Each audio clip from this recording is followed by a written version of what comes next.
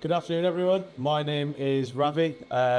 We were the materials partner and sustainability advisor for the project. As far as Filamentive goes, I know some of you, and very grateful for you to be already customers of ours, but we are mainly specialists of filament supply. So anything from the entry-level PLA, PETG, through to more engineering-based polymers such as ASA, carbon fiber, PETG. Was a privilege and an honour to be asked to be in the project. Funded very kindly by Innovate UK, working alongside AI Build, Rapid, and Rolls-Royce and other partners in the project.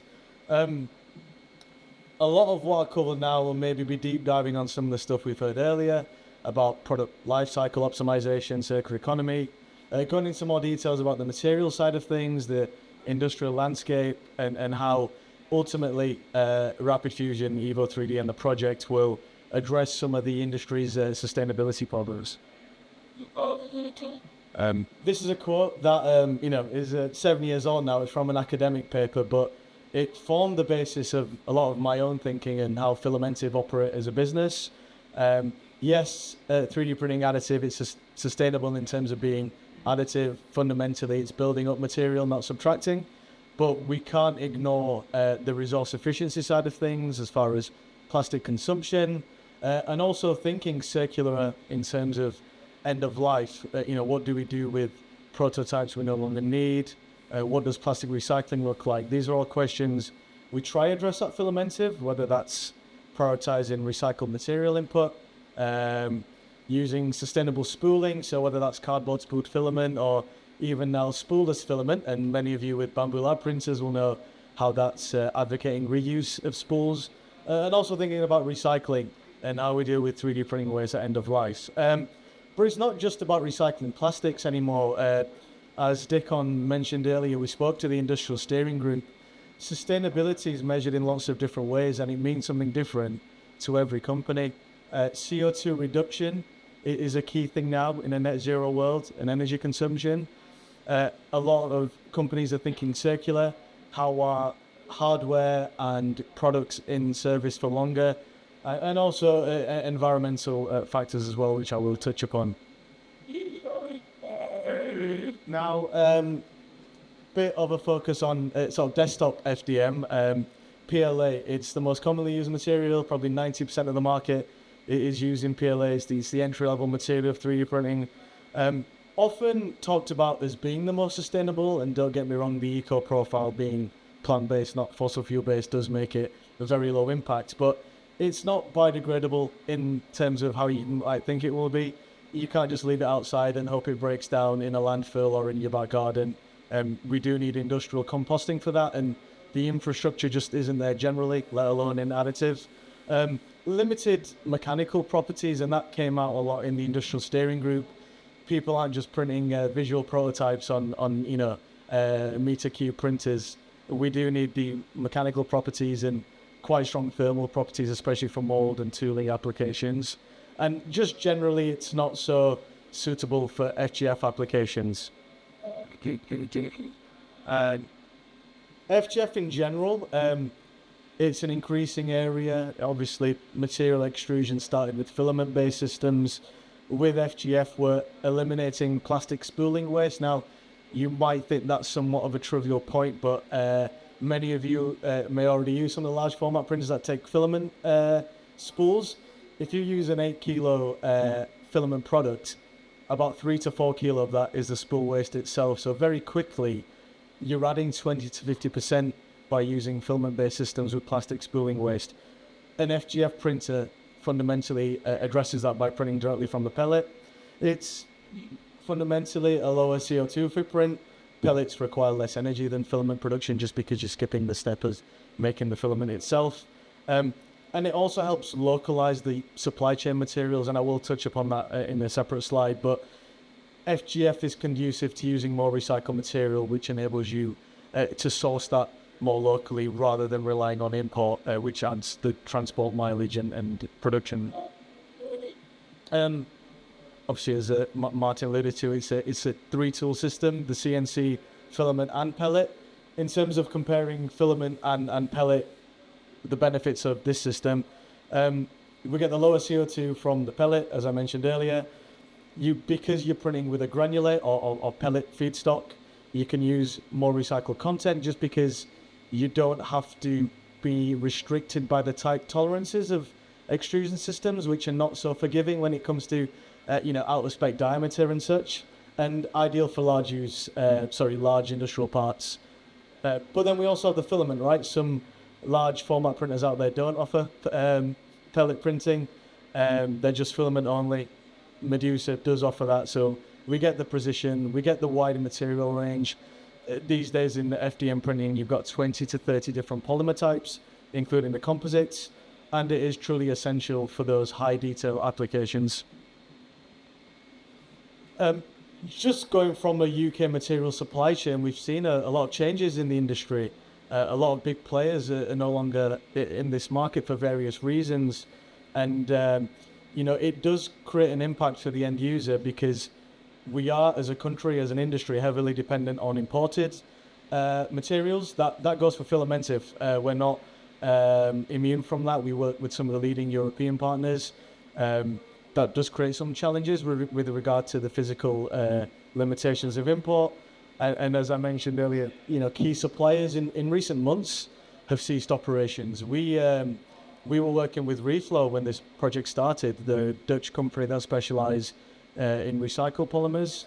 They had a very interesting material range that balanced performance with the sustainability, but sadly they did announce their bankruptcy a few months ago, and in the span of a 20-month project we've seen a lot of industry change and consolidation that happens naturally, but it has created challenges for the project. And thankfully we developed quite strong relationships both with our own partnerships at Filamentive, but with companies like Airtech, which I will talk about separately. So they offer the UK stock, reducing the lead times, increasing material availability. That was one of the key concerns of some of our potential customers and users. They don't want to be waiting 3 to 4 weeks for a supply of material, however good that material might be. A wide range of engineering polymers. Beyond the PLA, they want to work with PETG, glass fiber, carbon fiber composites, and material sustainability is still a big deal to a lot of our users. Where possible, using recycled content is preferred, as long as performance isn't compromised, especially for some of the high-end applications. As you've seen the printer in real life, I'm sure, just in that room, but some of the key functionality, using a heated chamber, it means we can use some of those high-temp composite materials for some of those molding applications, tooling applications. Carbon and glass fiber polymers, already used quite extensively in FGF printing, but it means we're delivering on those mechanical properties for industrial users.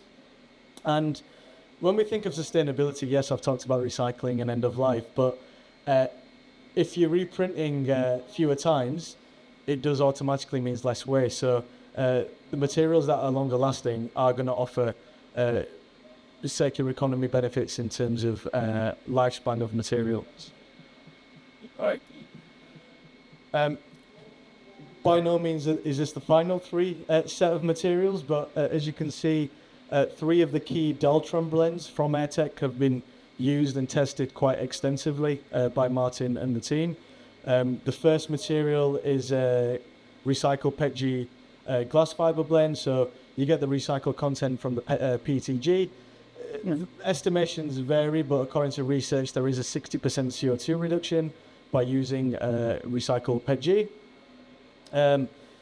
For more, heat critical applications, I would say, we then look at the Deltron 250CF, which is ABS based, so you get the usual mechanical properties of an ABS for high strength manufacturing, so there is a lot more long-term durability there. And we've also extensively tested the glass fiber polycarbonate blend from Airtech, the Deltron S150 glass fiber. Because of the polycarbonate, you automatically get the heat resistance in excess of 100 degrees, and that makes it more suited to both cost-effective, sort of medium temp applications. And this isn't the limit of the system, as Martin was saying. Development is ongoing. With the pellet extrusion advances, we hope to print some of the high-performance polymers, be it PEEK, Ultim, a lot of the industrial steering group are already using these materials, and we need to make sure the material capabilities of the machine delivers on that. Sustainability isn't just about planet. We do have to balance the people and profit element. It is a triple bottom line, as I like to say. Lower capital costs, as Martin said in the first keynote, a lot of our potential customers and users are really going to benefit of having one complete machine rather than 3 potential systems from a financial and an operational point of view. Lower training costs, it's consumer grade usability in an industrial package. When you look at new tech in general, the upskilling cost in time and resource is a concern. That is hopefully less of a barrier to entry, because the printer is easy to use and a lot of the automation takes away the user input in time, and less waste. As Dickon was saying prior to me, because the materials are pre-validated, you do save a lot of time and material in checking the profiles of print temperatures. We all know how that can take in terms of process time. So having those materials validated reassures the user that what is being suggested on the datasheet is exactly what is going to come out for that final part that is produced. Energy monitoring, it's increasingly a key sustainability metric in life generally, but also for the industrial steering group. The printer offers real-time energy measurement, and that's going to feed into a lot of the internal sustainability reporting, because we can call things sustainable, but we need to be able to quantify what energy measurement is and what the impact of that is. It optimizes electricity consumption, goes back to reducing financial cost and the whole Scope 1 and Scope 2 emissions of companies in a net zero climate, and it has a direct impact on the net zero goals of a lot of the companies we are working with. Enabling circular economy, again, it's one of the buzzwords when it comes to sustainability, but what does that mean for the project? Well, the printer's upgradable, it's not disposable, it's modular. Should a heated bed need replacing, you're just replacing that one component, not the entire machine, which has both financial and sustainability benefits. The team at Rapid Fusion are also going to implement a refurbishment and repair model, keeping components in the printer itself in life cycle for as long as possible, which optimizes product lifespan.